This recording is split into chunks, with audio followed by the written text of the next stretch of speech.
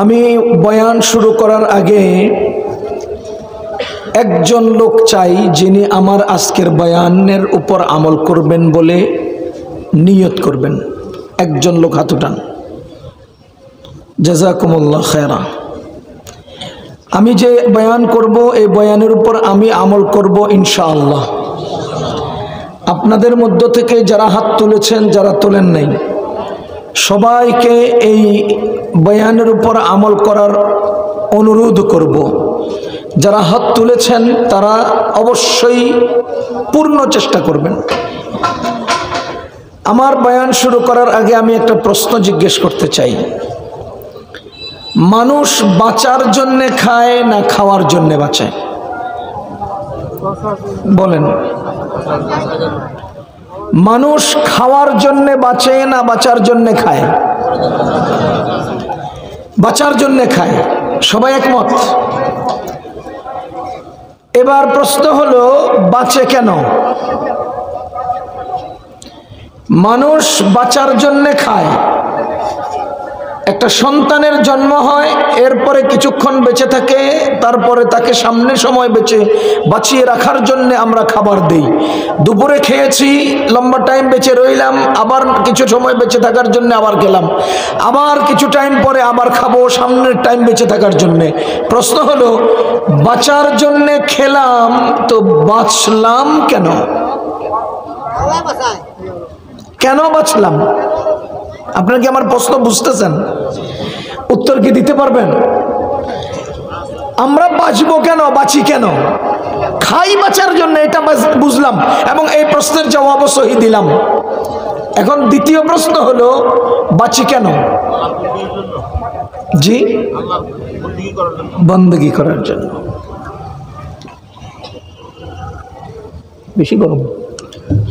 আমি কিন্তু আজকে সামান্য কিছু মুজাকারা করব। আপনাদের জেহেনের মধ্যে একটা প্রশ্ন রাখব, জীবন চলার পথে একটা উদ্যোগ গ্রহণের জন্য অনুরোধ করব। একজন ভাই উত্তর দিয়েছেন, আমরা বাঁচি আল্লাহর বান্দেগী করার জন্য। আপনারা কি এই কথা একমত? সবাই বলেন তো, আমরা বাঁচি কেন? আল্লাহর বান্দেগীর জন্য। বলেন। খাই কেন? বাঁচার জন্য। বলেন। খাই কেন? বাঁচি কেন? বুঝতেছেন না আপনারা? আমি আবার বলছি, আমরা খাই কেন? বাঁচি কেন? এবার বলেন, বাঁচা কিসের উপর নির্ভর? খাওয়ার উপর। বলেন, বাঁচা কিসের উপর নির্ভর? খাওয়ার উপর। ইবাদত কিসের উপর নির্ভর? বাঁচার উপর। ইবাদত করব বাঁচার, বেঁচে থাকলেই তো। তাহলে ইবাদত কিসের উপর নির্ভর? বাঁচার উপর। বাঁচা কিসের উপর নির্ভর? খাওয়ার উপর। মনে রাখবেন, যেই ব্যক্তির খাওয়া শুদ্ধ সেই ব্যক্তির বাঁচা শুদ্ধ, যেই ব্যক্তির বাঁচা শুদ্ধ সেই ব্যক্তির ইবাদত শুদ্ধ। সমান সমান। যার খাওয়া শুদ্ধ তার ইবাদত শুদ্ধ, যার খাওয়া নষ্ট তার জীবন নষ্ট। এই আমরা পুরা আজকের ওয়াজ। আবার একটু বলেন, বাঁচি কেন? খাওয়ার জন্য। বাঁচি কেন? খাওয়ার জন্য। তো এখন খান না খা? বাঁচা রইলেন খাওয়ার জন্য, বইয়া রইলেন কেন? খান না কেন? বাথরুমে গেলেও খান না কেন? গোসল করতে গেলে খান না কেন? ঘুমানোর টাইমে খান না কেন? বাইচা যতক্ষণ থাকবেন ততক্ষণ খালি খাইতেই থাকবেন, কারণ আপনি বাইচা রয়েছেন খাওয়ার জন্য।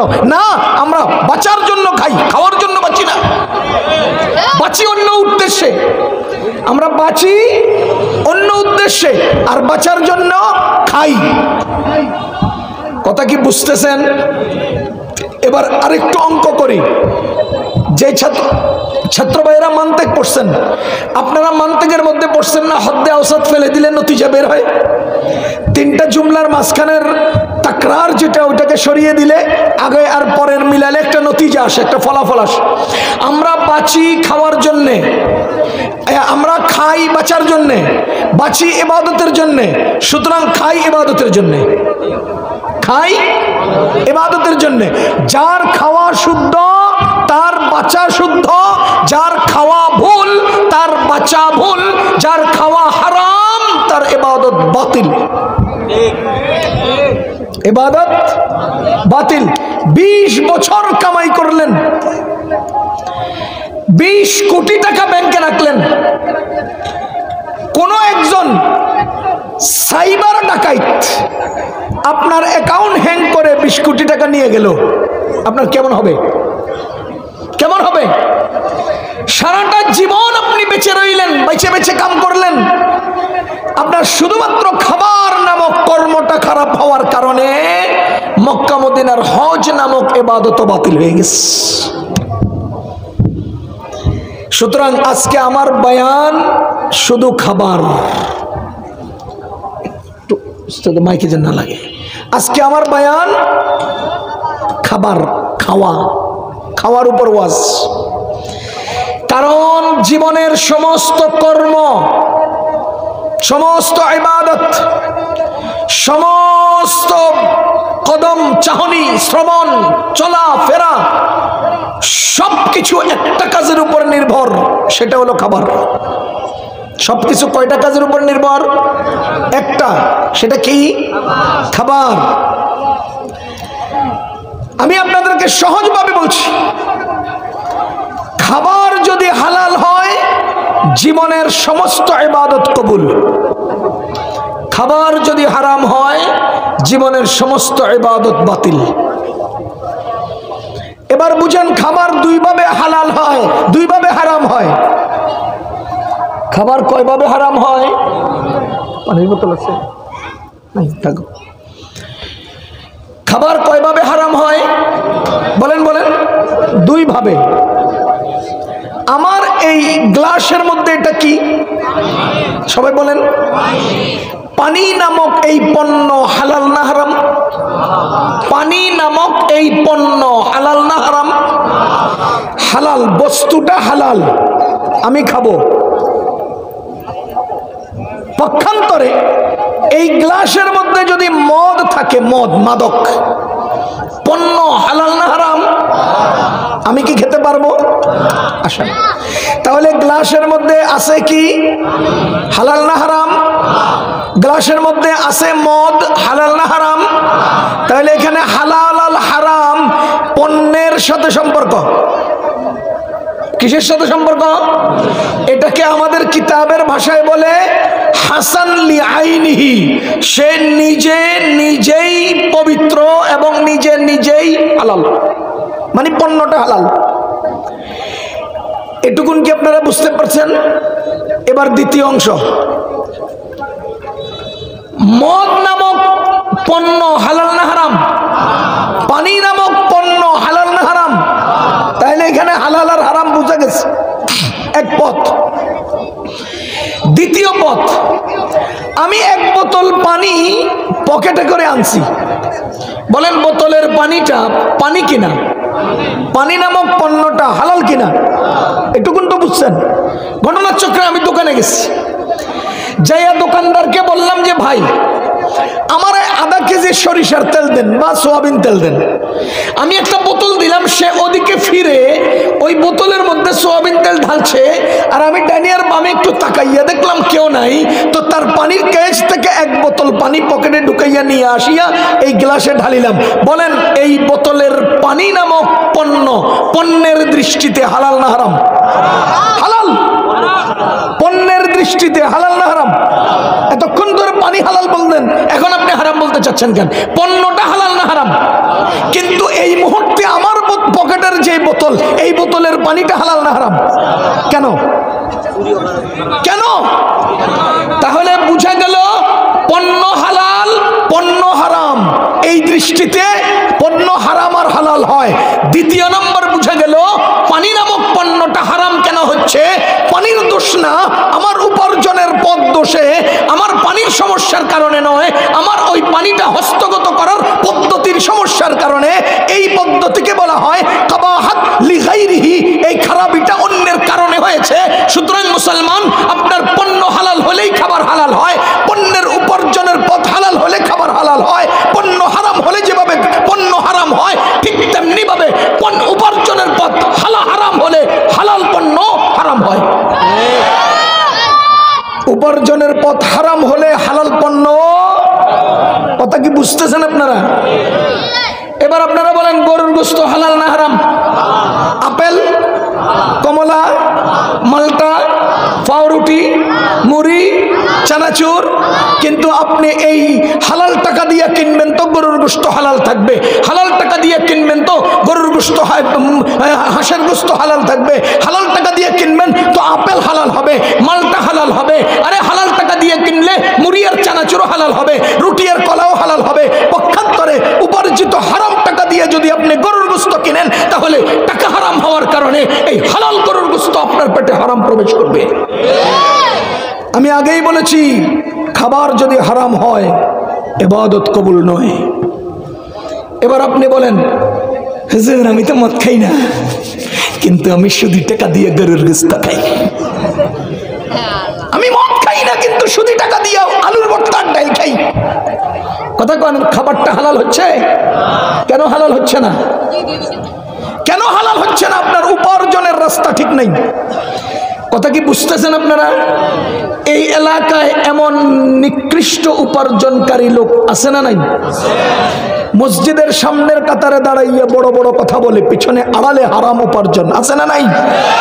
ঈদের নামাজে ইমাম সাহেব থেকে মাইক লইয়া উচ্চ আওয়াজে কথা কয়, পিছনে আড়ালে হারাম টাকা কামাই করে। আরে ভাই, আমাদের মাহফিলের মধ্যে আসিয়া আউযুবিল্লাহ বিসমিল্লাহ পড়িয়া জোরালো জোরালো বক্তব্য দেয়, আড়ালে টেন্ডারবাজি করিয়া টাকা কামায়। খোদার কসম, তুমি যত বড় উচ্চ জায়গায় চলে যাও না কেন, তোমার উপার্জিত অর্থ যদি হারাম হয় তো তোমার জিন্দগির কোনো আমল কবুল নয়। এবার আপনারা বলেন বাঁচলাম কেন? কয় না বাঁচা রইলাম কেন? ইবাদতের জন্যে। খাইলাম কেন? বাঁচার জন্যে। তা আমি ইবাদতের মধ্যে নামাজ, ইবাদতের মধ্যে রোজা, ইবাদতের মধ্যে হজ, ইবাদতের মধ্যে যাকাত, ইবাদতে সাদকা, ইবাদতে সালাম, ইবাদতে তিলাওয়াত, ইবাদতে জিকির, ইবাদতে বড়দের শ্রদ্ধা, ইবাদতে মা বাবার সেবা, ইবাদতে সমাজের উন্নতিমূলক কর্মকাণ্ড, ইবাদতে প্রতিবেশীর খোঁজ খবর নেওয়া, যাবতীয় ইবাদত সবকিছু আমার ধ্বংস হচ্ছে, সবকিছু আমার নিঃশেষ হয়ে যাচ্ছে। কেন? ওই যে আমার প্লেটের মধ্যে মাত্র 3 লোকমার খাবারের কারণে। আমার প্লেটে কয় লোকমা খাবার? বলেন না, কয় লোকমা খাবার?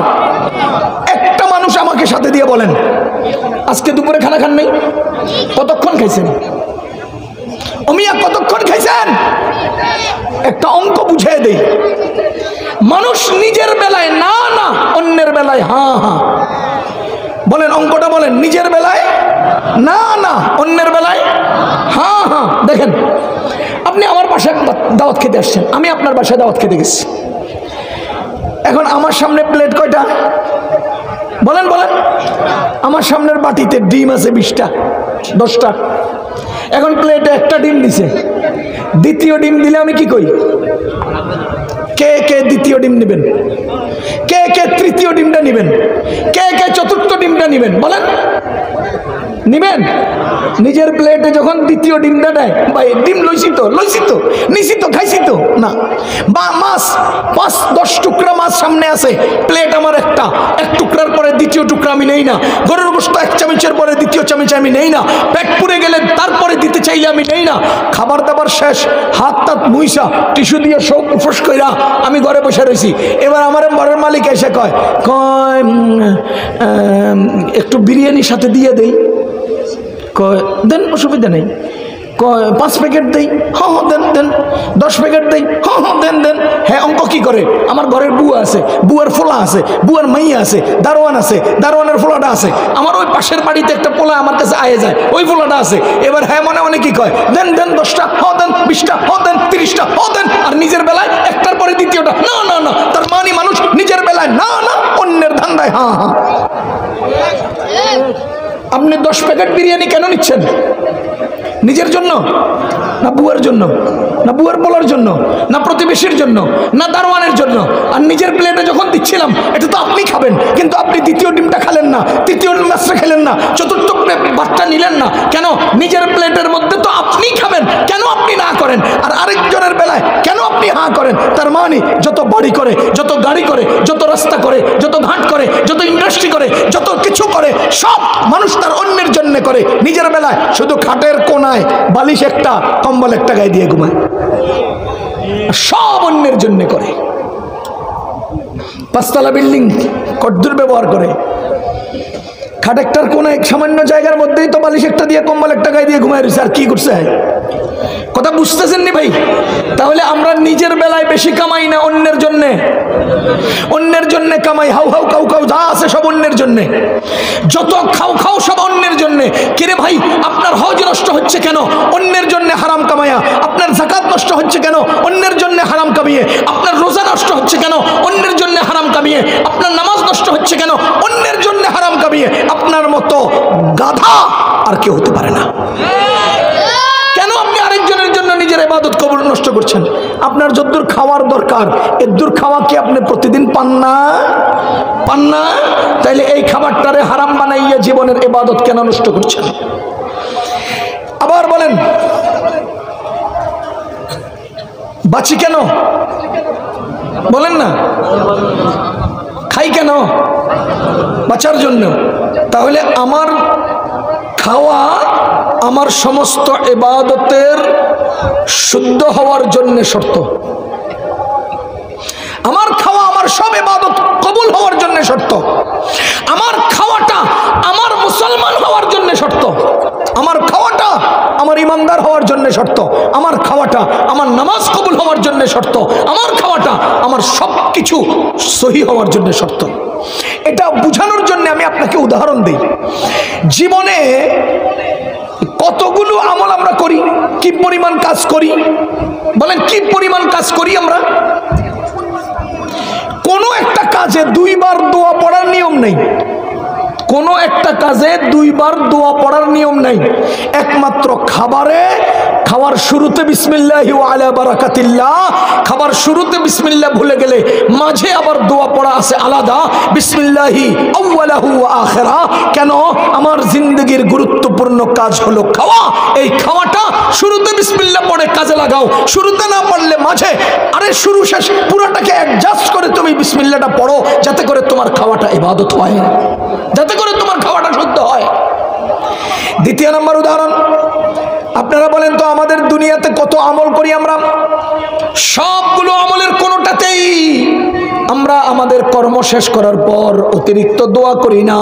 আমি উদাহরণ দেই, আমরা যখন বাথরুম থেকে বের হই কি দোয়া পড়ি? আলহামদুলিল্লাহিল্লাযী আযহাবা আন্নিল আযা ওয়া আফানি।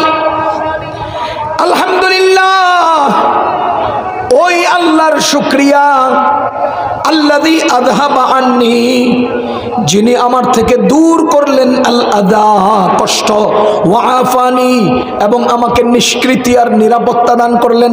বলেন তো, আমি বাথরুমে প্রবেশ করলাম, আমার অতিরিক্ত পেটে জমে থাকা ময়লাগুলো দূরীভূত হলো, আমার পেটে অতিরিক্ত জমে থাকা পানিগুলো দূরীভূত হলো। এটা আমার জন্য এক ধরনের বিপদ ছিল, আল্লাহ এই বিপদ দূর করলেন আর আমাকে এই বিপদ থেকে মুক্তি দিলেন।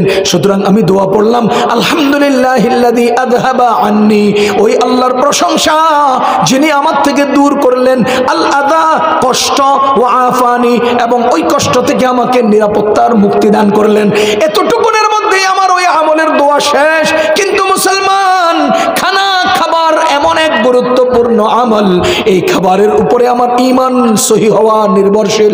এই খাবার সহি হওয়ার উপর আমার মুসলমান হওয়া নির্ভরশীল। এজন্য আপনি খাবারের পরের দোয়াটা একটু বিবেচনা করেন। আমাদের নবীজি আমাদেরকে খাবারের পরে দোয়া শেখালেন, আলহামদুলিল্লাহিল্লাযী আত'আমানা ওয়া সাকানা। এতটুকুনের মধ্যে আমার কাজ শেষ হয়ে যাওয়ার কথা। আমি তো খানা খেতে বসে খানা খেয়েছি, আমি তো খাবার খেতে বসে শুধুমাত্র পান করেছি, খেয়েছি আর পান করেছি, এই তো আমার দুইটা কাজ ছিল। কিন্তু দোয়ার মধ্যে শুধু দুই জিনিসের উপরে আমি শুকরিয়া আদায় করি নাই। আমি কি বলেছি? আলহামদুলিল্লাহিল্লাযী, সকল প্রশংসা ওই আল্লাহর, আত'আমানা, যিনি আমাদেরকে খাওয়ালেন, ওয়া সাকানা, যিনি আমাদেরকে পান করালেন। আমি এতক্ষণ খেলাম আর পান করলাম, আমার শুকরিয়া এখানে শেষ হয়ে যাওয়ার কথা। কিন্তু না না, আমার যেহেতু এই খাবার মুসলমান হওয়ার উপর নির্ভরশীল, এই জন্য খাওয়ার পরে আমি দোয়ায় ওয়াজআলানা মিনাল মুসলিমিন। এই কথাটাকেও যুক্ত করলাম, ওই আল্লাহর প্রশংসা যিনি আমাকে খাওয়ালেন, যিনি আমাকে পান করালেন এবং যিনি আমাকে মুসলমান বানালেন। তার মানে খাওয়া পান করার উপর আমার মুসলমান সহি হওয়া নির্ভর। সুতরাং খাওয়াটা হালাল হলো, মুসলমানও সহি হলাম। এই জন্য শুধু খাওয়া পান করা নয়, মুসলমান হওয়ার উপরেও শুকরিয়া জড়ানো আছে। কথা কি আপনারা বুঝতেছেন না আমার? তাহলে এই খাওয়াটা আমার মুসলমানিত্বকে সহি করে, এই খাওয়া সহি হওয়া আমার ইবাদত বন্দেগীকে সহি করে, এই খাওয়া সহি হওয়ায় আমার জীবনের বেঁচে থাকাকে সহি করে। আমি খাওয়ার জন্য বাঁচি না, বাঁচার জন্য খাই। আমার খাওয়াটা বেঁচে থাকার উপর নির্ভরশীল, আমার বেঁচে থাকাটা খাওয়ার উপর নির্ভরশীল, আর আমি বেঁচে থাকি ইবাদতের জন্য। সুতরাং ইবাদতটা আমার বেঁচে থাকার উপর নির্ভরশীল। সমান সমান আমার ইবাদত আমার খাওয়ার উপর নির্ভরশীল। খাওয়া সহি, সবাই বলেন খাওয়া সহি, ইবাদত সহি। খাওয়া হারাম, ইবাদত বাতিল। কথা কোন কোন?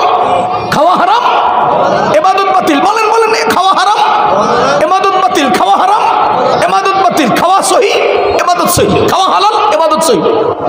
এবার বলেন ইবাদত সহি না জীবন সহি? যেই লোকের খাবার হারাম তার জিন্দগি বাতিল, যেই লোকের খাবার হারাম তার জিন্দগি বাতিল। যেই লোকের খাবার হারাম সেই লোক বেঁচেও মরা, সে বেঁচে থেকেও মরা।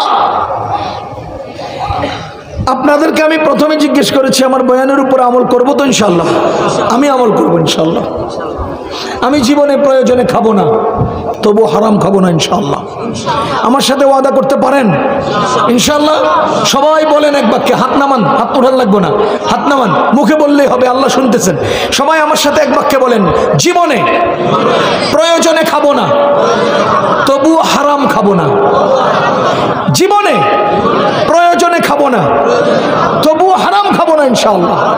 আপনি উদ্যোগ নেন, আপনি উদ্যোগ নেন, আপনি আপনার সিদ্ধান্তে অবিচল থাকেন, আমার আল্লাহ আপনাকে অজস্র হালালের পথ খুলে দিবেন। কোরআনে আল্লাহ বলেছেন, ফাইদা আযামতা, যখন তুমি কোনো বিষয়ে অটুট সিদ্ধান্তে উপনীত হও, ফাতাওয়াক্কাল আলাল্লাহ, তুমি আল্লাহর উপর ভরসা করো। ওয়া মান ইয়াতাওয়াক্কাল আলাল্লাহ, আর যে আল্লাহর উপর ভরসা করে, ফাহুয়া হাসবুহু, তার জন্য আল্লাহ যথেষ্ট পরিমাণে রাস্তা তৈরি করে দেন। সুতরাং আজ থেকে সিদ্ধান্ত গ্রহণ করুন, জীবনে হারাম খাবো না। বলেন বলেন, হারাম ধরবো না, হারাম ছুঁয়ে দেখবো না। আমার আল্লাহ, এবার আরেকটা রহস্য শুনেন, মনে রাখবেন, আমার আল্লাহ মানুষ বাঁচিয়ে রাখার জন্য পর্যাপ্তের চেয়ে হাজার কোটি গুণে বেশি নিয়ামত হালাল বানিয়ে রেখেছেন। পক্ষান্তরে হারাম জিনিস শুধুমাত্র বান্দাকে পরীক্ষা করার জন্য বানিয়েছেন। বলেন হারাম বানিয়েছেন কেন? পরীক্ষার জন্য। হারাম বানিয়েছেন কেন? পরীক্ষার জন্যে। আর হালাল বানিয়েছেন কেন? মানুষকে বাঁচিয়ে রাখার জন্যে। আপনার সবচেয়ে বেশি কি দরকার? বাতাস। এবার আপনি বলেন যে জৌয়ের মধ্যে কি পরিমাণ বাতাস আছে, আসমান জমিনের মাঝখানে কি পরিমাণ বাতাস চলমান আছে বলেন? আপনার প্রয়োজনের চেয়ে কত কোটি গুণ বেশি আছে? কত কোটি গুণ বেশি আছে। দ্বিতীয় নম্বর, আপনার কি প্রয়োজন? পানি। বলেন তো আপনার প্রয়োজনের চেয়ে দুনিয়াতে কি পরিমাণ বেশি পানি আল্লাহ বানাইছেন? তাহলে আমার প্রয়োজনীয় যা হালাল তা আমার চাহিদার চেয়ে কোটি কোটি গুণে বেশি তৈরি করেছেন। পক্ষান্তরে আমার যা হারাম সেগুলো আমার জন্য অ্যাভেলেবেল বানান নাই, একেবারে ছড়ায় ছিটায় রাখছেন। এমন রাস্তায় নাই যে হাঁটতে লাগলে আমি হারামের লগে উষ্টা খাই, এমন নয় যে আমি যদি ইচ্ছা করি সারাদিন কোনো হারামের দিকে আমি তাকাবো না, তাহলে আমি না তাকাইও থাকতে পারি। এত অল্প পরিমাণে হারাম কেন? হারাম বানিয়েছেন আল্লাহ পরীক্ষার জন্য, আর হালাল বানিয়েছেন আল্লাহ মানুষকে বাঁচিয়ে রাখার জন্য। উদাহরণ দিলে বুঝবেন। আল্লাহ তাআলা বলেন, আল্লাযী খালাকাল মাউতা ওয়াল হায়াতা লিয়াবলুয়াকুম আইয়ুকুম আহসানু আমালা, আমি মানুষের মৃত্যু এবং হায়াত সৃষ্টি করেছি একমাত্র তাদের মধ্যে কারা উত্তম আমল করে সেটা দেখার জন্য। কি আমল বলেন তো? কি আমল? উত্তম আমল। আমার বয়ান আপনারা বুঝতেছেন না, না শুনতেছেন না? শুনতেছেন না, না বুঝতেছেন না? এটাও কয় না। বয়ান বুঝতেছেন, শুনতেছেন, উত্তর দিতে পারবেন? বলেন আল্লাহ কি আমল করার জন্য দেখতে চান? উত্তম আমল। তোমাদের কারা কারা উত্তম আমল করে এটা আমি দেখতে চাই। এটার জন্য আমি তোমাদেরকে হায়াত এবং মৃত্যু দিয়েছি। এই হলো আয়াত। কি আমল? উত্তম আমল। বলেন এখানে আঙ্গুল কয়টা? সবাই দেখতেছেন নি আমার আঙ্গুল কয়টা? কয়টা? ধরে নেন এখানে আঙ্গুল একটাই। এবার বলেন উঁচা না নিচা? হ্যাঁ, উঁচা। এর পাশে যদি আমি আরো উঁচা একটা দাঁড় করাই, তখন আপনি যারে উঁচা বললেন সে কি উঁচা রইল? তাইলে আপনি উঁচা বললেন কোন শক্তিতে?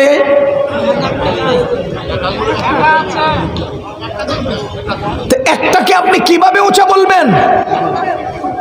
ওই যে এক বাদশাহ আমাদের মাদ্রাসার এক ছাত্রকে জিজ্ঞেস করছে যে এই মাদ্রাসার ছাত্র মিয়া, তুমি বলো তো এই বালতিতে কদ্দুর পানি আছে? তো সে মাদ্রাসারে উত্তর দিছে, বাদশাহ জাহাপনা, আপনি পুকুরে পানি কদ্দুর কোন কয় বালতি আছে এটা বলার আগে আমাকে বলেন বালতিটা কত বড়। বুঝেন নাই? বালতি যদি এক পুকুরের সমান হয় কয় বালতি আছে? বালতি যদি পুকুরের অর্ধেক হয় কয় বালতি আছে? বালতি যদি পুকুরের 4 ভাগের 1 ভাগ হয় কয় বালতি আছে? তাহলে আপনি পানি কদ্দুর কয় বালতি এটা মাপার আগে বালতির পরিমাপ বলেন। আমি আপনাকে জিজ্ঞেস করেছি এখানে আঙ্গুল কয়টা, আপনি বললেন একটা। ধরে নেন একটাই। এবার বলেন উঁচা না নিচা? আপনি বললেন উঁচা। আমি পাশে আরেকটা আরো উঁচা দাঁড় করালাম, আপনি ফেল করলেন। আপনি যদি বলেন নিচা, আমি পাশে আরো নিচে একটা দাঁড় করালাম, আপনি ফেল করলেন। তার মানে হলো একটা দিয়ে কাউকে মাপা যায় না, একটা দিয়ে কাউকে যাচাই করা যায় না। এই একটাকে যাচাই করতে পারবো তখন যখন এর পাশে আরেকটা থাকবে। আইয়ুকুম আহসানু আমালা, কারা তোমরা উত্তম আমল করবা এটা আমি যাচাই করব তখন যখন এই উত্তমের পাশে অনুত্তম থাকবে। এজন্য আল্লাহ হালালের পাশে হারাম রেখেছে। যদি হালাল আর হালাল হয়, হালাল আর হালাল হয় তো আমি তো হালাল নিতে বাধ্য। যদি হারাম না হয় তো আমি পরীক্ষার সম্মুখীন হলাম কি দিয়া? বুঝেন নাই? আপনি এটারও উঁচা বলবেন না নিচে বলবেন? আবারও ফেল করলেন। এতক্ষণ ধরে বলার পরে আপনি উঁচা। এটার উত্তর হলো আপনি এর পাশে আরেকটা দাঁড় করান, পরে বলবো উঁচা না নিচা। বুঝেন নাই? বুঝেন নাই? এটা উঁচা না নিচা? পাশে আরেকটা দাঁড় করান, পরে বলবো এটা উঁচা না নিচা।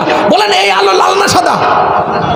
হ্যাঁ, এই যে এই লাইট, এই লাইট কিসের মোকাবেলে কি লাল করছেন? এই লাইট সাদা বলে এই লাইট লাল, না হলে এর চেয়ে দুনিয়াতে লাল নাই আর। তাহলে এটার আপনি লাল করবেন কেমনে? শুধু এটাকে লাল বলা যাচ্ছে না, কারণ এরপরে বিপরীত আরেকটা দাঁড় করান, কিন্তু এটা সাদা হওয়ার কারণে এর বিপরীতে এটার লাল বলা যাচ্ছে। শুধু এটাকে বললে এর চেয়ে আরো লাল একটা আইলে এটার লাল কেমনে বলবেন আপনি? আমি কি বুঝাইতে পারতেছি আপনাদেরকে? এবার আপনি বলেন আল্লাহ তাআলা যাচাই করতে চান কি তোমাদের কারা উত্তম আমল করেছো তা। এবার বলেন উত্তম আমল আর অনুত্তম আমল পাশাপাশি না থাকলে পরীক্ষাটা কিভাবে হবে? মরা গরু আর জবাই করা গরু পাশাপাশি না থাকলে পরীক্ষাটা কি হবে? এই জন্য আল্লাহ পরীক্ষার জন্য হালালের ভিতরেও হারাম রাখছে। হারাম তো আলাদা বানাইছেনি, আবার ওই হালালটার ভিতরে হারাম রাখছে। যেমন সুর হারাম। সুর পৃথিবীর কোনো পজিশন নাই, কোনো সুরত নাই, কোনো সিস্টেম নাই, কোনো প্রসেস নাই যার মাধ্যমে সুরকে হালাল বানানো যাবে। বুঝেন নাই? সুর কি কাবাহাত লি আইনিহি, সে আইনি শাই কবিহ, খারাপ। সুতরাং তাকে কোন সিস্টেমে হালাল করার সুযোগ নেই। এবার বলেন গরু হালাল না হারাম? কিন্তু এই গরুর ভিতরে হারামের অপশন রাখছে। গরু যদি আমনে আমনে মরে যায় হারাম। গরু যদি ওই আট্রসি বাবার নামে জবাই হয় হারাম। গরুর ভিতরে রগের মধ্যে চলমান শেষ করে বের হওয়া চলমান প্রবাহিত রক্ত হারাম। তাইলে বুঝে গেল গরু নামক প্রাণীটা হালাল, কিন্তু এর মধ্যে 3টা অপশন আছে হারাম। আমনে আমনে মরে গেলে হারাম, বাবার নামে জবাই হলে হারাম, আবার প্রবাহিত রক্তটাও হারাম। তাহলে হালালের ভিতরে হারাম আছে না নাই? কথা বুঝতেছেন আপনারা? আচ্ছা এবার আরো সহজ উদাহরণ দেন। আপনাদের স্ত্রী আপনাদের জন্য হালাল না হারাম? হ্যাঁ, এদের মাসিক চলাকালে, তাহলে বোঝা গেল হালালের ভিতরে হারাম অপশন আছে। রমজান মাসের দিনের বেলা স্ত্রী, বোঝা গেল হালালের ভিতরে হারামের অপশন। এখানে স্ত্রী আইনি হারাম না, কিন্তু কারণে কারণে হারাম। এটাকে আমরা বলি কাবাহাত লি গায়রিহি, গায়রের কারণে হারাম, অন্যের কারণে হারাম, সরাসরি হারাম না। গরু সরাসরি হারাম না, কিন্তু আমনে আমনে মরে যাওয়ার কারণে হারাম। বুঝতেছেন না আপনারা? এবার আপনি বলেন, আল্লাহ আমাদেরকে হালাল বেশি দিয়েছেন, হারাম ফাঁকে ফাঁকে দিয়েছেন। এই হারাম কেন দিয়েছেন? পরীক্ষার জন্য। হালাল কেন দিয়েছেন? বাঁচিয়ে রাখার জন্য। আমি আপনার বিবেককে জিজ্ঞেস করতে চাই, আপনি বেঁচে থাকার উপকরণ বাদ দিয়ে পরীক্ষার উপকরণের দিকে ছুটেন কেন? আমার কথা কি বুঝতেছেন? বেঁচে থাকার পর্যাপ্তের চেয়ে বেশি উপকরণ দুনিয়াতে আছে, আপনি সেই দিকে না যাইয়া আপনি পরীক্ষার উপকরণ অল্প কিছু এর দিকে ছুটেন কেন? কিরে ভাই, আপনারা কে গুতায়? আপনারা কে গুতায়? আপনি এই গ্লাসটাকে 50 টাকা দিয়ে কিনে 60 টাকা বিক্রি করে 10 টাকা ইনকাম করার সুরত আপনার জন্য রয়েছে, আপনি এটা বাদ দিয়া 50 টাকা দিয়ে 60 টাকা নেওয়ার এই সুরতে গেলেন কেন? বুঝেন নাই? এটাও তো 50 টাকা। এই পণ্য কিনে আইনা আপনাকে দিলাম 10 টাকা লাভে, 60 টাকা আমি ইনকাম করে ফেললাম। তো পণ্যের উপর দিয়া 50 টাকা ব্যয় করে 60 টাকা ইনকাম করলাম। আহাল্লাহুল বাইয়া, 50 টাকা সরাসরি দিয়া 60 টাকা ইনকাম করে 10 টাকা লাভ করলাম। হারামার রিবা, আল্লাহ এটা হালাল করলেন, ওটাকে হারাম করলেন, আপনি এটা বাদ দিয়া হেঁটে ছুটেন কেন? বুঝেন নাই? আপনার যদি কোনো অপশন না থাকতো তাই না আপনি যাইতেন। আপনি আহাল্লাহুল বাইয়া ওয়া হারামার রিবা, পণ্যের উপরে 10 টাকা লাভ হালাল, আর টাকার উপরে 10 টাকা লাভ হারাম। দুটোই তো টাকা দিলাম, কিন্তু 1 টাকা হালাল করলেন, 1 টাকা হারাম করলেন। হালাল থুইয়া হারামে গেলেন কেন? জবাই করে গরু আপনি এটা থুইয়া মরে যাওয়া গরুর কাছে গেলেন কেন? জবাই করা গরু থুইয়া বাবার নামে জবাই কেন সেদিকে গেলেন বলেন? কথা কি বুঝতেছেন? এই প্রশ্ন আমি আপনাকে করছি, আল্লাহ আপনাকে করবে না? এটাই করা হবে। এজন্য ভাইও, হারাম উপার্জন হারাম, হালাল উপার্জন হালাল। আচ্ছা, আরেকটা উদাহরণ দেই। আপনি রহিম স্টিলে চাকরি করেন, 30,000 টাকা বেতন পান। এই বেতন হালাল না হারাম? ওই টাকা দিয়ে আপনি রিক্সাওয়ালার হুটের নিচ থেকে বোতল একটা কিনা খাইছেন। এবার বলেন, ওই রিক্সাওয়ালার হুটের নিচে বোতল যেটা, এটা হালাল না হারাম? তাহলে আপনার রহিম স্টিল থেকে হালাল উপার্জনের টাকা দিয়ে হারাম খাইলে যেমন হারাম, ওই হারাম উপার্জনের টাকা দিয়ে হালাল খাইলে ঠিক তেমনি হারাম। আমি কি বুঝাইতে পারতেছি? বলেন, হালাল উপার্জন দিয়ে হারাম পণ্য কিনে খাইলে, হালাল উপার্জন দিয়ে হারাম পণ্য কিনে খাওয়া হারাম। তাইলে হারাম উপার্জন দিয়ে হালাল পণ্য কিনে খাওয়াও হারাম।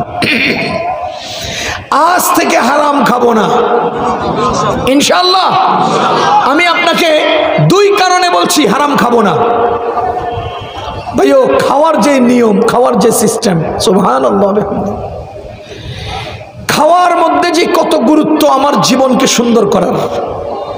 আমি খাওয়া সংক্রান্ত আর 2-1টা কথা বলে এরপরে আপনাদেরকে যে মূল কথাটা বলতে চাই সেটা অনুরোধ করব। খাওয়া খেতে হয় ডাইন হাতে, খাওয়া খেতে হয়, খাবার খেতে হয় কোন হাতে? ডান হাতে। আপনারা বাম হাতে খান এমন কেউ আছেন?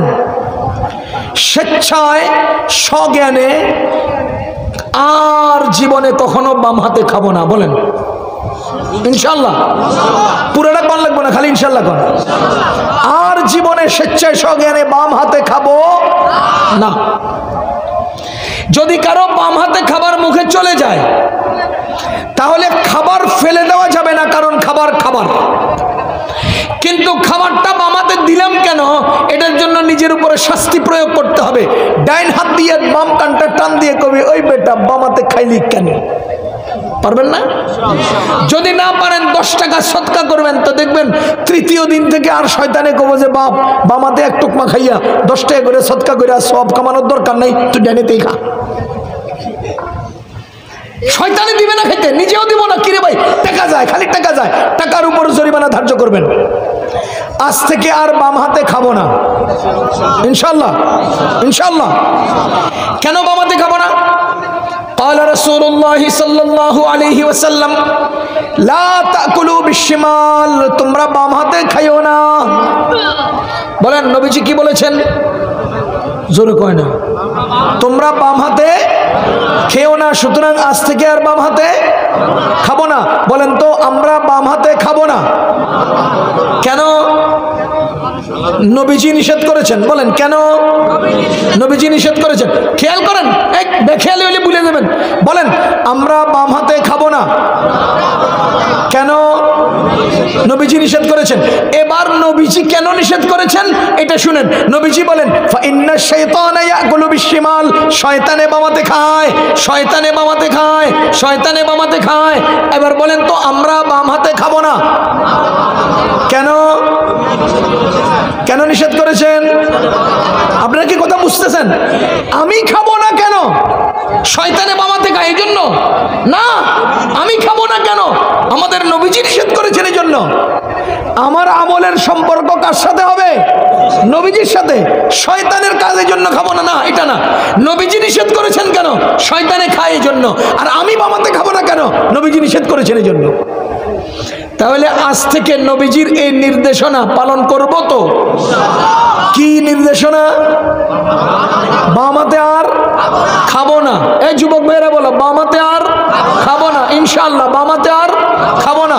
যুবকেরা তো বামাতে না খাইলে মজাই আসে না, বামাতে না টানলে মজাই আসে না, বামাতে চা না খাইলে মজাই আসে না, বামাতে মেরেন্ডা না খাইলে মজাই আসে না। কি রে বামাতে না খাইলে কি আর স্বাদ আহে? আমি বলি আমনের মতো খবিশ বামাতে খোর খবিশ আর দুনিয়াত নাই। যে হাত দিয়ে আপনি বাথরুম পরিষ্কার করেন সেই হাত দিয়ে আপনি খান খবিশ, কয় না? যে হাত দিয়ে আপনি বাথরুম সাফ করেন সেই হাত দিয়ে আপনি খান, আপনি কি? আচ্ছা এটা বুঝার জন্য একটা উদাহরণ দিতে আপনার আকলে ধরবো। মনে করেন একটা ছেলের বাবা আর মেয়ের বাবা দুজনে কি বেয়াই। ছেলের বাবার পাওয়ার বেশি না মেয়ের বাবার পাওয়ার বেশি? সাধারণত মেয়ের বাবার পাওয়ার বেশি থাকার কথা, যে আমি পালছি, আমি বড় করছি, আমি খাওয়াইছি, আমি পড়াইছি, আমি লেখাপড়া করাইছি, আমি কাপড় চোপড় দিছি, আমি ওষুধপাতি দিছি, বড় করে তোমার আমি দিতেছি, আমার কাছে না পাওয়ার থাকার কথা।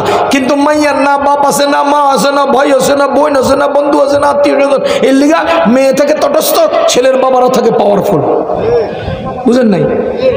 আকলের খেলাফ সমাজ। আচ্ছা এখন মেয়ের বাবা বেয়াই, ছেলের বাবা বেয়াইকে দাওয়াত দিছে নতুন প্রথম দিন। ছেলের বাবা বেয়াই আসছে কোথায়? মেয়ের বাবা বেয়ের বাড়িতে। এখন বেয়াই সাহেবকে একাত্রে একটা দুরুজ দিবে, আমাদের সে দুরুজ কয় ইয়া বড় এক ছাগল, মানে এক ছাগল একাত্রে এক প্লেটে দিবে। তো এই জাতীয় প্লেট কি সমাজে অ্যাভেলেবেল পাওয়া যায়? এটাকে মনে করেন ডেকোরেশন থেকে একটা মাত্র প্লেট আছে, একটা আনছে, এরকম বড় প্লেট দু তিনজনে ধরে ছাগল একটা দিব কারে? ছেলের বাবা বেয়াইরে। ঘটনার চক্রে প্লেটটা বিছাইয়ে যখন খাবার দাবার দিবে, মানুষজন বসে রয়েছে, এমন টাইমে 1.5-2 বছরের ছোট্ট বাচ্চা একটা দৌড় দিয়ে আইয়া top top top top top top করে দৌড়ে আসা প্লেটের উপর বইসাই পায়খানা করে দিছে। প্লেটের উপর বসে কি করে দিছে? হায় হায় হায় হায়। মেয়ের বাবা বেয়াই কয় তো আস্তাগফিরুল্লাহ, তো আস্তাগফিরুল্লাহ, ফলা তুই করলি কি করলি নাকি? তাড়াতাড়ি প্লেটটারে নিয়া এটারে ধুইছে সাবান দিয়া, লিকুইড দিয়া, ভীম দিয়া, ছাই দিয়া, মাটি দিয়া, পানি দিয়া, আরো যা পারছে 32 বার ধুইছে। কয়বার? 32 বার ধোয়ার পরে এই প্লেট আইনা আবার ছেলের বাবা বেয়ার সামনে দিয়েছে। আপনারা বলেন ছেলের বাবা বেয়াই এই প্লেটে খানা খাবে? কি করবে বেটায়? ফাল দিয়ে উঠটা খবিশ খবিশ কইতে কইতে ভাগবে। কোন কি বলতে বলতে ভাগবে? খবিশ খবিশ কইতে বলতে ভাগবে। এবার আপনি বলেন এই ছেলের বয়স কত? 1.5 বছর। বলেন বাচ্চাটার বয়স কত? প্লেটে হাগু করছে কয়বার? আর এই একবারে ধুইছে কয়বার? 32 বার। এই প্লেটে যদি ছেলের বাবা বেয়াইয়ে খবিশ খবিশ খইয়া ভাগে, তো আপনি এই বুড়া 40 বছর যাবত বুড়া মানুষের পায়খানা যে হাত দিয়ে সাফ করেন, এই হাত দিয়ে আপনি খান, আপনি তো কয়েক হাজার কোটি গুণে খবিশ মিয়া। ফোলা 1.5 বছর গিয়া ফোলায় প্লেটের মধ্যে পায়খানা করছে, 32 বার পরিষ্কার করছে, এর পরেও এটার মধ্যে বাপে খায় না। তুমি বাবা দিয়া কেমনে খাও? তোমার কাছে কিনা লাগে না? কথা কন। সুতরাং আজ থেকে যে বাম হাতে খাইবে এর মতো খবিশ দুনিয়াতে নাই। যারা শুনছেন বামাতে খাইবে না, তোবা খবিশ কি করতেছি বামাতে খান। কন কন আজ থেকে নিজেরে নিজে খবিশ করবেন যদি বামাতে খান। আজ থেকে নিজেকে নিজে খবিশ বলবেন যদি বামাতে খান। কথা কন পারবেন না? আপনার চেয়ে বড় খবিশ দুনিয়াদার কে আছে? ওই বেটা বেয়ের বাড়িতে খাইতে আসে না, খবিশ কইয়া পালায়, আর আপনি 40 বছর ধরে পায়খানা সাফ করেন যে হাত দিয়া, এই হাত দিয়া খান। আপনার মতো খবিশ দুনিয়াদার কে আছে? ঠিক কিনা? রাখেন। আমাদের মুফতি দেলোয়ার সাহেবের কাছেও শুনছি, কিতাবেও পড়ছি এক গল্প। দেলোয়ার সাহেব বলছেন মুস্তফা আল হোসাইনি সাহেব রহমতুল্লাহ আলাইহির রেফারেন্সে, যে মুস্তফা আল হোসাইনি সাহেব রহমতুল্লাহ আলাইহি এক হোটেলে খানা খাইতে গেছে। কোথায়? পাশের চেয়ারে টেবিলে তিনজন জেন্টস, প্যান্ট শার্ট পড়ুয়া সাহেব, তারা সিগারেট খাইতেছে আর বামাত দিয়ে চা খাইতেছে। ডাইনেতে কি খায়? এখন তো সিগারেট খাওয়ার সিস্টেম চেঞ্জ হয়েছে, এখান দিয়ে টানতে কেটে সারে। আজীব। আমরা জামানায় দেখছি, আমরা ছোট থাকতে কোনো মুরব্বী মানুষ দেখলে কেউ যদি সিগারেট দেখে, ও সিগারেট লইয়া তাল গাছের নিচে বসে গেছে পেশাব করার ভান করে। কেন? মুরব্বী লোকটা চলে যাক, আমি পরে সিগারেট খাম। আর এই যে কয়দিন আগে হাউজিংয়ে, এই যে হাউজিং, আমি গেছি এক দোকানের সামনে বসে রয়েছি, পিচি পোলা একটা আমার হুজুর জায়গা দেন। তা আমি সরছি, দেই যে হ্যাঁ সিগারেট ধরাইতেস। আমি হ্যাঁ তো উঠটা সোজা চলে এসেছি, বাপ তোরাই থাক, আমরা গেলাম। আজীব। অন্তত এই পোশাকটারও তো খেয়াল করবে সে না। যা হোক, ডান দিক দিয়ে টান দিয়ে বাম দিয়ে ছাড়ে, আর বামার দিয়ে কি খায়? চা খায়। তো হুজুরে খানা খাইতে মুরগির গোশতের অর্ডার দিছে। আর মুরগির গোশত হাড্ডির ভিতরে রসকস কত মজা না, কি কন? তো একদম চাবাইয়া রসকস যা আছে সব চিবিয়ে খাই লিতেছে। বেড়ারা তিনজনে একজন একজনের কয়, দেখছস হুজুরে কি খানা খাইতেছে, দেখ। এই হুজুরে দিয়ে হাড্ডি উড্ডি একটাও ফালাইতেছে না, সব চাবাই গিল্লা লেতেছে। হে গো দেশের বিলাই আর করতে খায় কি রে? হেরা হেরা কি করে জিগায়, হুজুর গো দেশে বিলাই করতে কি খায়? সব তো নিজেরাই খায় লাই। একজন আছেন একটু চঞ্চল টাইপের চালাক, সে এক পর্যায়ে খারা হুজুরের আমি জিগাই, আসসালামু আলাইকুম হুজুর। ওয়ালাইকুম সালাম। হুজুর একটা কথা জিজ্ঞেস করতাম। জি বলেন। আপনাদের দেশের বিলাই কুত্তে কি খায়? তো হুজুর কি হেগমতো মুজুন নাকি? হুজুর না, কথা কন। ওনাদের তো আকল বেশি, দূরদর্শিতা বেশি, চিন্তার দূরত্ব বেশি। উনি হাত দিকে এমনি করে তাকায় দেখে চায়ের নিচে এই কদ্দুর চা রয়ে গেছে, এটা খায় না, কারণ নিচে কালা কালা, এটা খায় নাই। তো হুজুরের জন জিজ্ঞেস করছে, আপনাদের দেশের বিলাই কুত্তায় কি খায়? হুজুর এমনি তাকাইয়া কয়, আমাদের দেশের বিলাই কুত্তায় বামাত দিয়ে চা খায়। আমাদের দেশের বিলাই কুত্তায় বামাত দিয়ে চা খায়। লা তাকুলু বিশিমা, বাম হাতে খাওয়া যাবে না। বলেন আজ থেকে বাম হাতে খাবো না। প্রথম সবক, আজ থেকে বাম হাতে খাবো না। বলেন বলেন ইনশাআল্লাহ। দ্বিতীয় নম্বর সবক, খাওয়ার শুরুতে বিসমিল্লাহ পড়বো। বলেন খাবার শুরুতে বিসমিল্লাহ পড়বো।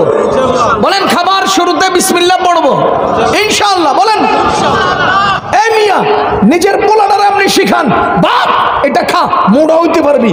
মোটা হওয়া কেমনে হয় এই খাবার দেখান, বরকত কেমনে হয় এটা কেন শিখান না? ও বাপ, এটা খাইলে মোটা হবি, এটা শিখাইতে পারেন, কিন্তু এইভাবে খাইলে বরকত হয় এটা কেন শিখান না? কথা বুঝতেছেন না আপনারা? তাহলে একটা হাদিস শুনে তো বুঝবেন। আমাদের নবীজি সাল্লাল্লাহু আলাইহি ওয়াসাল্লাম এক জায়গায় বসে আছেন। হঠাৎ করে এক লোকের দিকে তাকাইয়া ওনার চেহারা ফ্যাকাশে হয়ে আসতেছে, হলুদ বর্ণ হয়ে যাচ্ছে।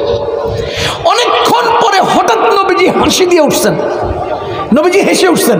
তা একজন সাহাবী জিজ্ঞেস করেন, ইয়া রাসূলুল্লাহ আপনি হাসলেন কেন? ওই যে লোকটা খানা খাইতেছে না, ওই যে লোকটা খানা খাচ্ছে, খানার শুরুতে বিসমিল্লাহ পড়ে নাই। এই জন্য হের লোকমার সাথে সাথে শয়তানিও তার লগে খায়।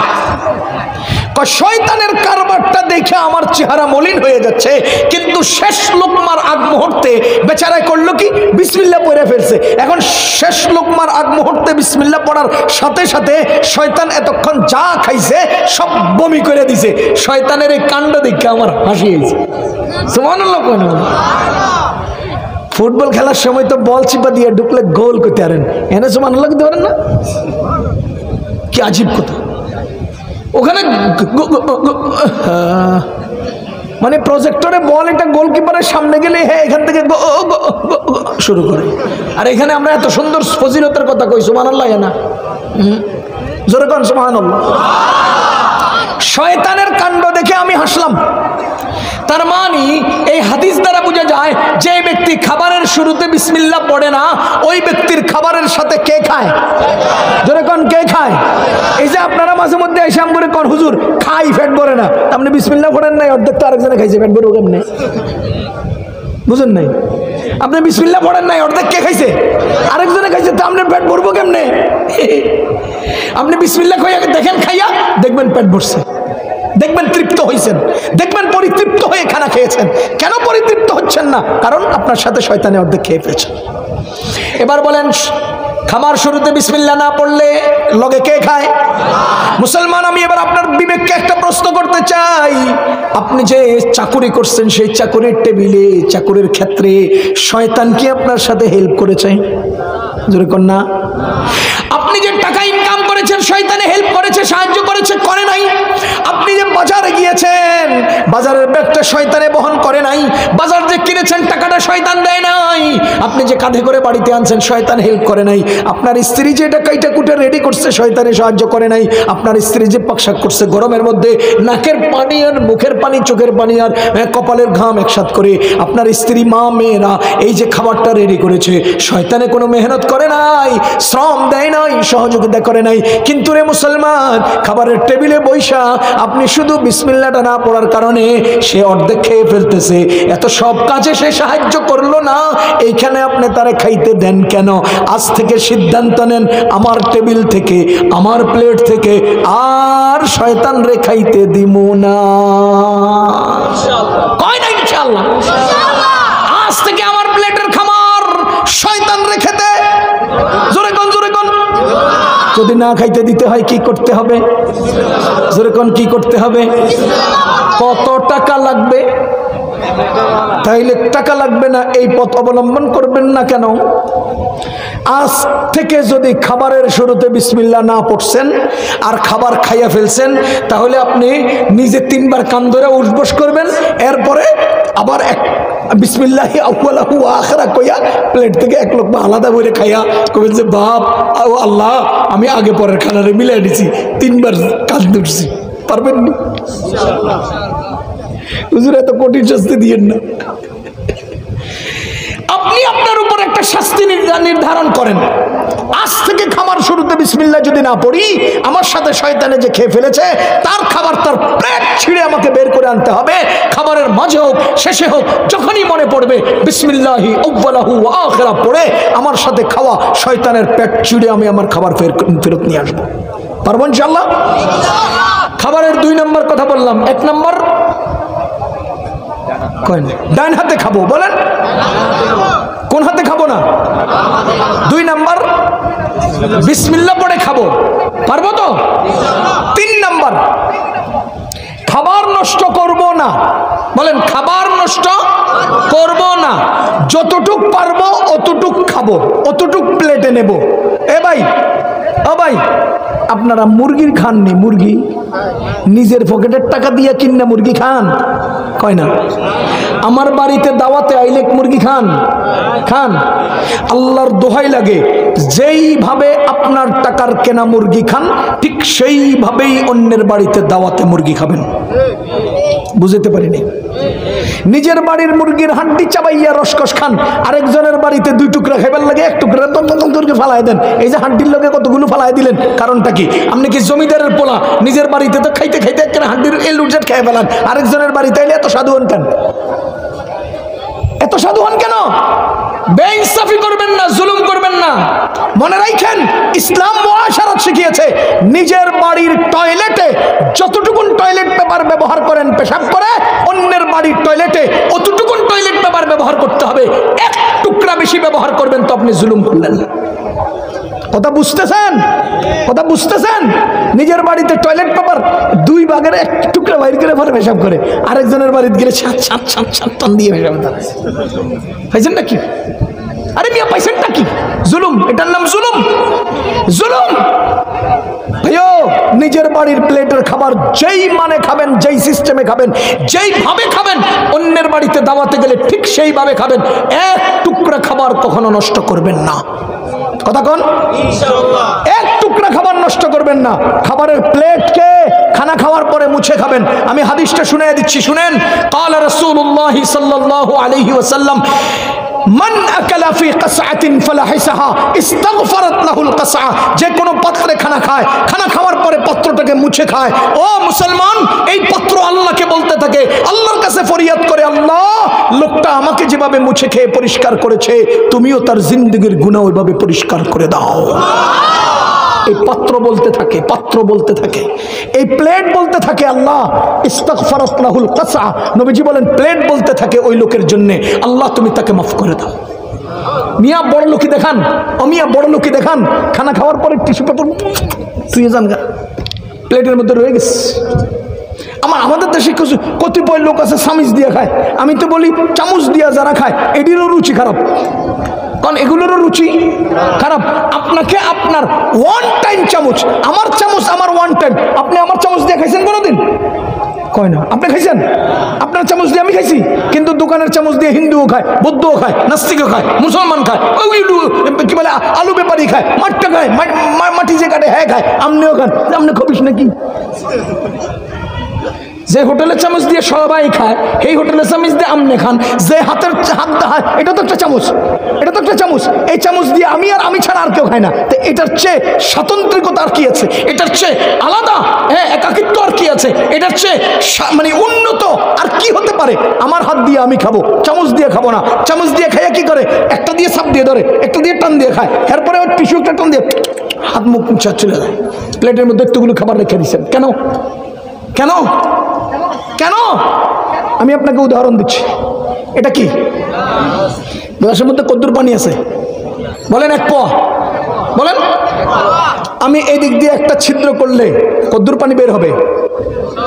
এক পোয়া কয় না। এখানে কদ্দুর পানি আছে? এক ছিদ্র করলে কদ্দুর পানি বের হবে? দুই ছিদ্র করলে, তিন ছিদ্র করলে? আপনার কাছে কি মনে হয় আপনার কপালে যা লেখা আছে তার চেয়ে বেশি কি বের হবে? আরে কোন বের হবে? আপনি যদি ধান্দা 14টা বাইর করেন, 14 ধান্দা দিয়ে ওইটাই বের হবে যেটা আপনার কপালে আছে। গ্লাসে পানি আছে এক গ্লাস, আপনি এক পোয়া, এই এক পোয়া পানির চেয়ে আপনি ধান্দা বাড়ান, ছিদ্র বাড়ান, ফুটা বাড়ান, আরে এক পোয়াই তো বের হবে। আপনার কপালে যদি রিজিক থাকে অতটুকুন, আপনি যদি সকালবেলায় দূরে নষ্ট করেন, বিকালবেলা অতটুকু নষ্ট করেন, আল্লাহর কসম আপনার মৃত্যুর আগে হায়াত থাকবে, রিজিকের অভাবে দুকে দুকে মরতে থাকবেন। কথা কি বুঝতেছেন? এই জন্য আলেম ওলামা অনেকদিন পর্যন্ত খায়, কোটিপতিরা কয়েকদিন পরে যাও খেতে থাকে। এই জন্য দিনদার মানুষেরা বহুদিন পর্যন্ত খায়, মরণ পর্যন্ত খায়। কোটিপতি লোকগুলো মরণের আগে দিয়ে যাও খায়। কারণটা কি? ওই যে জীবনভর রাস্তায় রাস্তায় খাবার নষ্ট করছে, এখন মরণের আগে খাবার নাই, হায়াত রয়েছে, আর ওই বেটায় নষ্ট করে নাই, এই জন্য মরণ পর্যন্ত খাইতেই থাকে। কথা কি বুঝতেছেন নি ভাই? খাবার নষ্ট করব না, প্লেট খাইয়া মুছা খাবো। কে কে খাবেন আজ থেকে প্লেট মুছা খাবেন? ইনশাআল্লাহ, ইনশাআল্লাহ। আল্লাহ আপনার হাবিবের সুন্নত শিখাচ্ছি, হাত নামান। খাবো তো ইনশাআল্লাহ? খাবার নষ্ট করবো না, প্লেট মুছে খাবো। মান আকালা ফি কাসআতিন, যে কোনো পাত্রে খানা খায়, ফালাহিসাহা, এটাকে মুছে খায়, ইস্তাগফারাত লাহুল কাসআ, পাত্র বলে আল্লাহ তাকে মাফ করে দেন। পাত্র বলে আল্লাহ তাকে মুছে দেন, তাকে পরিষ্কার করে দেন, তার গুনাহ মাফ করে দেন। কি আজীব কথা! এই পাত্র জিন্দেগিতে গুনাহ করে নাই, কিন্তু আমার মতো গুনাহগারের পক্ষে মাগফিরাতের দোয়া করে। আরে আমার মতো গুনাহগারের পক্ষে এই নির্দোষ নিরপরাধ গুনাহমুক্ত এই পাত্র দোয়া করতে থাকে, আল্লাহ গো এই গুনাহগারটারে আপনি মাফ করে দেন, আমি তো গুনাহ করিনি। কি কারণ বলেন? কি কারণ? শুধুমাত্র খাবার বেলায় আমি তাকে মুছে খাইছি, এটুক এটুক। আমার রাস্তাঘাটে কত গুনাহ, আমার জীবন চলায় কত গুনাহ, কথা কন। তাহলে আজ থেকে প্লেট খানা খেয়ে মুছে খাবো তো ইনশাআল্লাহ? খাবার কখনো নষ্ট করব না, খাবার বাম হাতে খাবো না, খাবারের আগে বিসমিল্লাহ ছাড়বো না। এই তিনটা আমল আজকে আমি আপনাদেরকে দিলাম, আমি আমল করার চেষ্টা করব, আপনারা আমল করবেন ইনশাআল্লাহ। শেষ কথা, হারাম খাবো না, এটা শুরু কথা, এটা শেষ কথা। হারাম খাবো না। দুই কারণে হারাম খাবো না, দুই কারণে হারাম ধরবো না, দুই কারণে হারাম কামাবো না, দুই কারণে হারাম উপার্জন করবো না। কয় কারণ? এক, নিজের কারণ। এক, নিজেকে বাঁচানোর জন্য। দুই, সন্তানকে বাঁচানোর জন্য। নিজেকে বাঁচানোর জন্য, সন্তানকে বাঁচানোর জন্য। আবার বলছি, হারাম ধরবো না, নিজেকে বাঁচানোর জন্য, সন্তানকে বাঁচানোর জন্য। নিজেকে কিভাবে বাঁচাবেন? আমি চোখ বন্ধ করে বুকে হাত দিয়ে আল্লাহকে সাক্ষী রেখে বলছি, কপালের মধ্যে লিখে রাখেন, বুকের মধ্যে লিখে রাখেন, কলিজা চিরে কলিজার মধ্যে লিখে রাখেন, যেই মা বাবা হারাম উপার্জন করে সন্তান লালন পালন করবে, ওই সন্তান মা বাবাকে হারামের জন্য লাঞ্ছিত আর অপদস্থ করে ছাড়বে। যেই মা বাবা হারাম উপার্জন করে সন্তান পালন করবে, ওই সন্তান মা বাবাকে হারামের জন্য লাঞ্ছিত করে ছাড়বে। আপনারা এটার একটা জ্বলন্ত উদাহরণ হলো ওই যে পুলিশ সুপারের মাইয়া ঐশী, কি কোন জীবনভর হারাম টাকা কামাই করে মাইয়ারে লালন পালন করছে। মাইয়া কয় মদ খামো, টাকা দে, কয় না টাকা দিতাম না, তাইলে তোরা দুনোরে বাঁচায় রাখা লাভ কি, মইরা যা। কথা কোন? এর চেয়ে আর জ্বলন্ত উদাহরণ কি হতে পারে? সন্তানকে হারাম খাওয়াবেন, হারামের জন্য সন্তান আপনাকে লাঞ্ছিত করে ছাড়বে। এটা হলো নিজের কপাল বাঁচানোর জন্য, সন্তানের দ্বারা লাঞ্ছিত না হওয়ার জন্য, সন্তানের দ্বারা অপদস্থ না হওয়ার জন্য, নিজেকে বাঁচানোর জন্য নিজে হারাম খাবেন না, হারাম থেকে বাঁচবেন। ওই যে দেখেন না কয়দিন আগে এক বেটা সন্তানের আচরণে, বদ আচরণে, সন্তানের আচরণে অতিষ্ঠ হয়ে আর টিকতে পারতেছে না, তো নিজেকে বাঁচানোর জন্য সরকার থেকে লাইসেন্স নিয়ে পিস্তল কিনেছে। কেউ যদি আমাকে মারতে আসে আমি তারে বুলেট মাইরা শেষ করে দিব। সন্তানের অসদাচরণে অতিষ্ঠ হয়ে সেই পিস্তল নিজের কপালে ধইরা লা ইলাহা ইল্লাল্লাহু মুহাম্মাদুর রাসূলুল্লাহ করছেনি, কয় বিসমিল্লাহির রহমানির রহিম কইয়া মদ খাওয়া আর লা ইলাহা ইল্লাল্লাহ কইয়া গুলি দিয়ে নিজের মারা। অমান বুঝেন নাই? বিসমিল্লাহ কইয়া মদ খাইলে মদ হালাল হয়ে যায়, লা ইলাহা ইল্লাল্লাহ কইরা আত্মহত্যা করলে আত্মহত্যা হালাল হয়ে যায়। ভিডিও করছে, আবার লাইভও করছে আমাদেরকে দেখাইবার লেগা। ওহো মুসলমান, কিয়ামত পর্যন্ত উম্মতকে সে দেখায় দিছে, সন্তানকে হারাম খাওয়াইবা, হারাম পথে তোমাকে শেষ হতে হবে। কথা কি বুঝতেছেন? 2 নম্বর, সন্তানকে বাঁচানোর জন্য হারাম ধরবো না। বলেন হারাম ধরবো না, কাকে বাঁচানোর জন্য? আমি সংক্ষেপে একটা জরিপ শুনেই। আমাদের প্রত্যেকের সন্তানদের সাথে 5টা করে শত্রু লাগানো আছে। আমাদের প্রত্যেকের সন্তানদের সাথে কয়টা করে শত্রু জড়ানো আছে? বলেন বলেন। 1 নফস। কি? ওই যে শয়তানরা যে বলছে আনা খায়রুম মিন, কে কইছে কথা? নফসে কইছে। আরে ফেরেশতাদের লিডার কেমনে শয়তান হয়? কারণ তারে নফসে উল্টা পথে পরিচালিত করছে। এজন্য সে আনা খায়রুম মিনহু খালাকতানি মিন নারিন ওয়া খালাকতাহু মিন তিন, এই অঙ্কটা মিলাইছে কিসের কারণে? নফসের কারণে। বলেন তো আমাদের প্রত্যেকের সাথে নফস আছে না নাই? তাহলে আমার সন্তানের সাথে 1 নম্বর শত্রু কি? নফস। 2 নম্বর শত্রু হলো শয়তান। 2 নম্বর শত্রু শয়তান। শয়তানে আমার সাথে না আমার রবের সাথে চ্যালেঞ্জ করছে, আপনার সাথে না আপনার রবের সাথে চ্যালেঞ্জ করছে, আল্লাহর সাথে চ্যালেঞ্জ করছে। কি কয়? ওয়াকালা লা আত্তাখিদান্না মিন ইবাদিকা নাসীবাম মাফরুদা, আমি আপনার বান্দাদের মধ্য থেকে সুনির্দিষ্ট একটা পরিমাণ মতো আমি আমার মুরিদ বানায় ফেলমু। কয় কেমনে মুরিদ বানাইবা? ওয়ালা উদিল্লান্নাহুম ওয়ালা উমান্নিয়ান্নাহুম ওয়ালা আমুরান্নাহুম, আমি তাদেরকে গোমরাহ করমু, তাদেরকে আশা জাগামু, তাদেরকে নির্দেশনা দিব, আন্তরিকভাবে তাদেরকে অপকর্ম করতে বাধ্য করমু। এইভাবে হে করে আমার গোলাম মুরিদ বানায় দিব। ও মিয়া, শয়তান আল্লাহর সাথে চ্যালেঞ্জ করে আমার পিছনে লাগছে। আবার নবীজি বলছেন সবার সাথে একটা করে শয়তান আছে। সাহাবী জিজ্ঞেস করেন, ইয়া রাসূলুল্লাহ, যদি সবার সাথে থাকে তো সবার মধ্যে তো আপনিও আছেন, আপনার লগে আসেনি? নবীজি বলেন, হ্যাঁ আমার সাথেও আছে, তবে আমার সাথে থাকা শয়তান পর্যদুস্ত হয়ে আছে।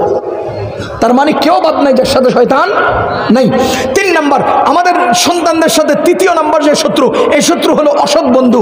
অসৎ বন্ধু আমাদের সন্তানদেরকে, আগে বিড়ি খাইতো না, এখন বিড়ি খায়, আগে বিড়ি খাইতো অনগান জায়গায়। কার কারণে? অসৎ বন্ধুর কারণে। কথা কন? অসৎ বন্ধুর কারণে ধীরে ধীরে অন্যায়ের দিকে ছুটছে। অসৎ বন্ধুদের কারণে ধীরে ধীরে কিশোর অপরাধের দিকে ছুটছে। অসৎ বন্ধুর কারণে ধীরে ধীরে অসামাজিক কার্যক্রমের দিকে ছুটছে।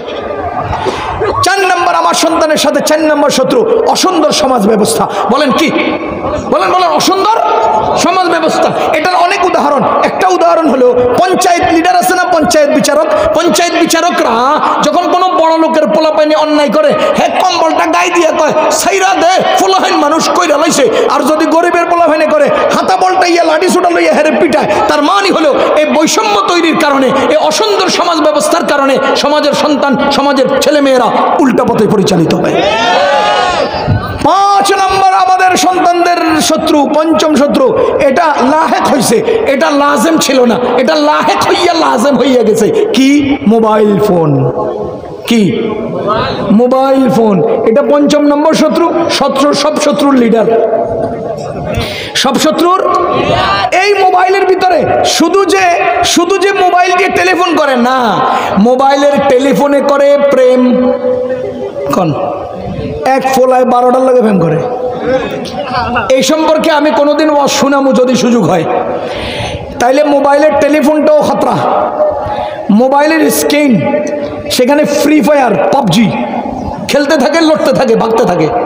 আর অনলাইন গেমিং, যেটা অনলাইন গেমিং, আমার যুবক ভাইরা বলতে পারবেন, অনলাইন গেমিংয়ে সে নিজে হয় একটা প্লেয়ার ভিতরে, মানে হের প্রতিনিধি বানায়।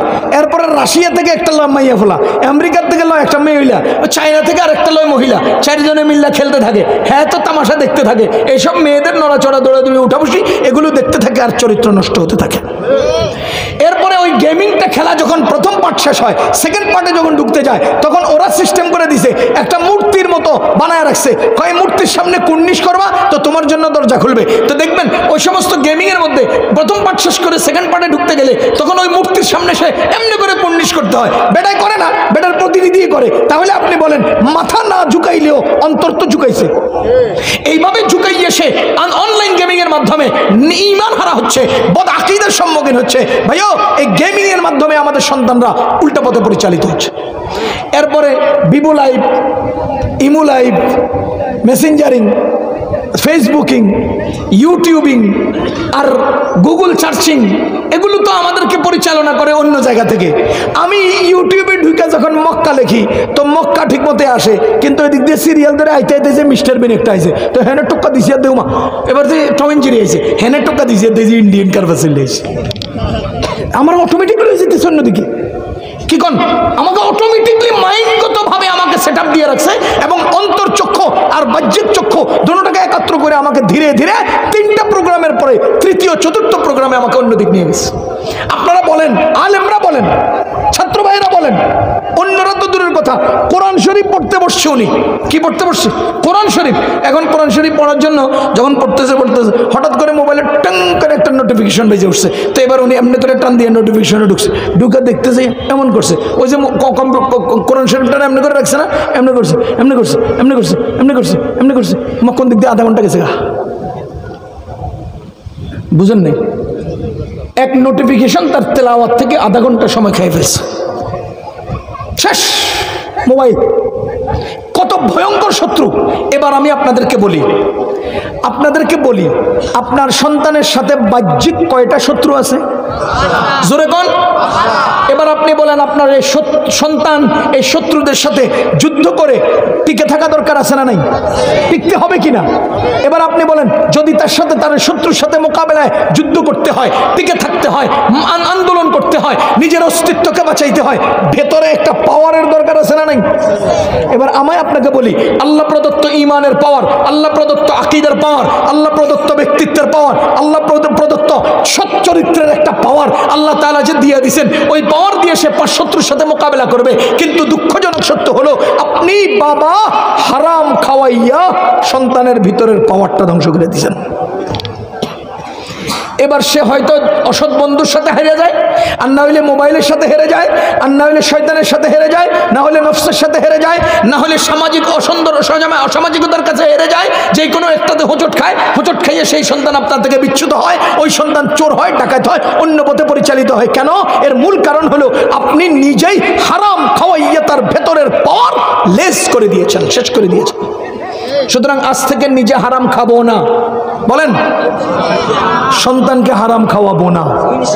বলেন ইনশাআল্লাহ। ডাইন হাতে খাবো, বিসমিল্লাহ পড়ে খাবো, খাবার নষ্ট করব না, প্লেট মুছে খাবো। খাবারের পরে শুকরিয়া আদায় করব, আলহামদুলিল্লাহি আল্লাযী আত'আমানা ওয়া সাকানা ওয়া জাআলানা মিনাল মুসলিমিন। আল্লাহ তাআলা আমাদেরকে এই কথাগুলো বুঝার এবং আমল করার তৌফিক দান করুন। এই সব বিষয়গুলো শিখতে হলে, শিখাতে হলে আমাদের এই মাদ্রাসার প্রয়োজন আছে। এই প্রতিষ্ঠান ছাড়া পৃথিবীর আর কেউ আপনাকে এগুলো শিখাবে না। এই প্রতিষ্ঠান ছাড়া বাহিরে অন্য কোথাও থেকে আমি এগুলো শিখিও নাই, আপনাদেরকে বলছিও না। বলছি কোথায়? মঞ্জিল খোলা মাদ্রাসার মতো মাদ্রাসাগুলো থেকে। বলছি কোত্থেকে? কোরআন থেকে। বলছি কোত্থেকে? হাদিস থেকে। আমাদের নবীজি আমাদেরকে শিখিয়েছেন, আমাদের ওস্তাদগণ আমাদেরকে শিখিয়েছেন। এই প্রতিষ্ঠানের সাথে যুক্ত থাকবো তো ইনশাআল্লাহ। এর মধ্যে নিজে শিখবো, নিজে অন্যকে শেখাবো। সন্তানকে দিন শিখান ভাই, দিন শিখান ভাই। জামানা কোন জায়গায় গিয়ে ঠেকছে জানেন? জমানা কোথায় গিয়ে ঠেকছে জানেন? দুটো উদাহরণ দিই। আমাদের দেশের শরীফরা এখন শরীফ হয়ে যেতেছে, কত নিকৃষ্ট জায়গায় গিয়ে ঠেকছে। বেডারা এখন বেডি দাবি করতেছে। কত নিকৃষ্ট জায়গাতে বাংলাদেশ গিয়ে ঠেকছে, পৃথিবী গিয়ে ঠেকছে জানেন? ঢাকা ইউনিভার্সিটির শিক্ষকরা, শিক্ষিকারা হাতে হাত লাগাইয়া তালে তালে কয়, আমরা বেডারা একাত্রে ঠেলাঠেলি কইরা নিজের যৌবন চাহিদা পূরণ করব। আমরা বেডিরা মাখামাখি কইরা যৌন চাহিদা পূরণ করব। সমকামিতার পক্ষে হেরা ঢাকা ইউনিভার্সিটির শিক্ষিকারা হেরা হাতে হাত মিলাইয়া স্লোগান দেয়। বুঝেন কত নিকৃষ্ট জানোয়ারে পরিণত হয়েছে যুগ। কত নিকৃষ্ট, নিকৃষ্ট মানে এটা বলার মতো কোনো ভাষা দুনিয়ার কোনো অভিধানে মনে বানায় নেই। এই সমস্ত অসভ্য নিকৃষ্ট জানোয়ারদের বর্ণনা দেওয়ার মতো ভাষা দুনিয়াতে নেই। এমন নিকৃষ্ট যুগে আমরা আছি, এমন পচা একটা যুগে আমরা আছি। আমরা সন্তানদেরকে কার হাতে ছেড়ে যাব? অবশ্যই দিন শিখাইয়া যান, তো অন্তত সে তার পরবর্তী জেনারেশনকে বাঁচাবে। আর যদি দিন না শেখান, তো আপনি যদি আপনার সন্তানকে না বাঁচান, তো সন্তান তার পরবর্তী জেনারেশনকে বাঁচাইতে পারবে না। আল্লাহ সহি বুঝদান করুন। সুবহানাল্লাহি ওয়া বিহামদিহি, সুবহানাকাল্লাহুম্মা ওয়া বিহামদিকা, আশহাদু আল্লা ইলাহা ইল্লা আনতা, আস্তাগফিরুকা ওয়া আতুবু ইলাইক।